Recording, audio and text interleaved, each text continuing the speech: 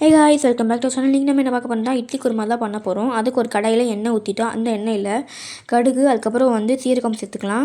கடுகு நல்லா பொரிஞ்சு வந்தோடனே அதில் 2 பட்டை, 2 கிராம்பு, 2 ஏலக்காய், அது கூட ஒரு பச்சை மிளகா, அதுக்கப்புறம் கருவேப்பிலையை சேர்த்து நல்லாவே வதக்கிக்கலாம். அது நல்லா வதங்கி நல்லா பொன்னிறமாக ஆகிட்டுக்கப்புறம் அதில் 2 இப்போ நம்ம குட்டையை கட் பண்ணி வைக்கிற ஆனியனை போட்டு நல்லா வதக்கிக்கலாம். அதில் நல்லா வதங்கிறதுக்காக கொஞ்சம் உப்பு போட்டு வதக்கிக்கலாம். நல்லா வதக்கிட்டு இதில் மசாலாக்காக ஒரு பிஞ்ச் மஞ்சள் தூள், காஷ்மீரி மிளகாத்தூள் 1 ஸ்பூன், மல்லித்தூள் 1 ஸ்பூன் போட்டு நல்லாவே கலக்கிக்கலாம்.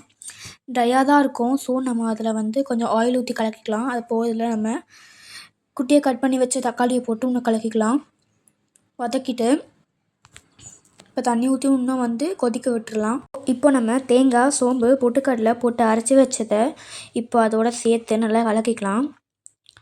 நல்லா கலக்கிட்டு அதில் இன்னும் கொஞ்சம் 1 கப் தண்ணி ஊற்றிக்கலாம். ஏன்னா அப்போ தான் நல்லாவே நமக்கு தண்ணியாக கொஞ்சம் கிரேவி நல்லாவே வரும்.